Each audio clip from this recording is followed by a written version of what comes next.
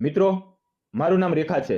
હું 32 વર્ષની એક વિધવા છું અને મારી આંખોમાં હજી પણ એક ઝાંખી આશા બાકી છે, જે મારા જીવનના દુઃખોને પાર કરવાની તાકાત આપે છે. મારી પાસે મારી 4 વર્ષની દીકરી નીતુ છે, જે મારા જીવનનો એકમાત્ર આધાર છે. 5 વર્ષ પહેલા મારા લગ્ન વિજય સાથે થયા હતા. વિજય શહેરમાં એક બેંકમાં નોકરી કરતો હતો. તે ખૂબ જ શાંત અને પ્રેમાળ હતો. અમારું ગામ નાનું હતું, પણ વિજયની નોકરીના કારણે અમારી આર્થિક સ્થિતિ સારી હતી. અમારું જીવન ખુશીઓથી ભરેલું હતું. વિજય નીતુને ખૂબ પ્રેમ કરતો અને તેના ભવિષ્યના સપના જોતો. પણ નીતિને કંઈક બીજું જ મંજૂર હતું. એક વખત દિવાળીના તહેવાર માટે વિજય શહેરથી ગામ આવી રહ્યો હતો. અમે બધા તેની રાહ જોતા હતા.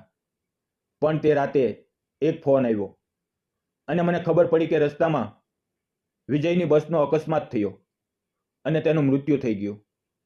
તે સમાચારે મારું આખું જીવન હચમચાવી દીધું. મારી આંખો સામે અંધકાર છવાઈ ગયો અને લાગ્યું કે હવે હું જીવી નહીં શકું. પણ નીતુની નાનકડી આંખો જોઈને મેં પોતાને સંભાળી. તેના માટે મારે જીવવું હતું. વિજયના અવસાન પછી અમારી આર્થિક સ્થિતિ નબળી પડવા લાગી. ઘર ચલાવવું મુશ્કેલ બની ગયું. મારે કંઈક કામ કરવું જરૂરી હતું.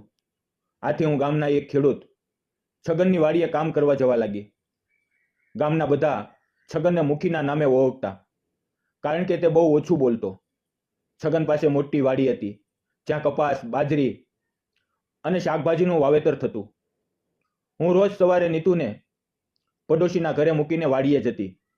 કપાસ વીણવો, બાજરી કાપવી કે ખેતરમાં નીંદણ કરવું, આ બધું હું કરતી. શરૂઆતમાં મને આ કામ ભારે લાગતું, પણ નીતિનું ભવિષ્ય યાદ આવતું તો હું દરેક દુઃખ સહન કરી લેતી. છગન એક સાદો અને ઈમાનદાર માણસ હતો. તે લગભગ 35 વર્ષનો હશે.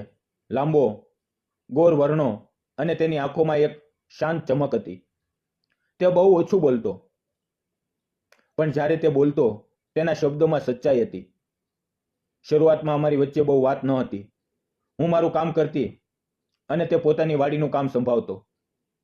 પણ ધીરે ધીરે જ્યારે હું થાકીને ઝાડ નીચે બેસતી તો તે પાણીનો ગ્લાસ લઈને આવતો અને કહેતો, રેખા, થોડું પાણી પી લે, બહુ ગરમી છે.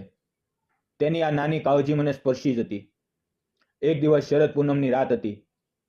આકાશ ચાંદનીથી ઝળહળી રહ્યું હતું. હું વાડીએ કામ પૂરું કરીને ઘરે જવાની તૈયારી કરતી હતી.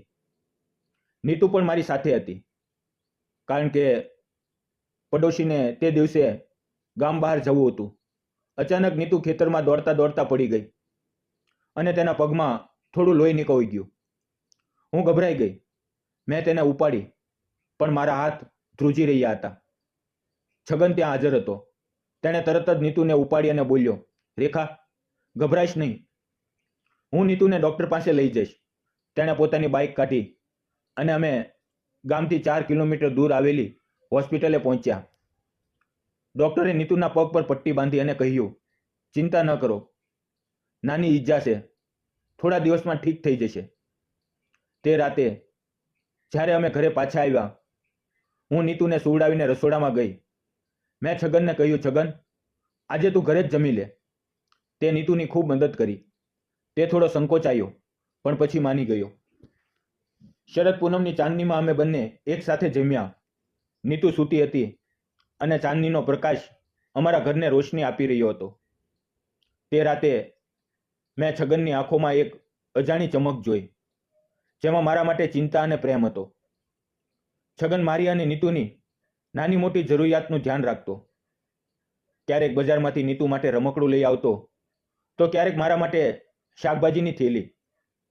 મેં હિંમત કરીને છગનનો હાથ પકડ્યો અને કહ્યું, છગન, તું મારી અને નીતુનો ખૂબ ખ્યાલ રાખા છો. તારા વગર મારું જીવન અધૂરું લાગે છે. શું તું મારી સાથે લગ્ન કરીશ? છગન થોડો ચોંકી ગયો.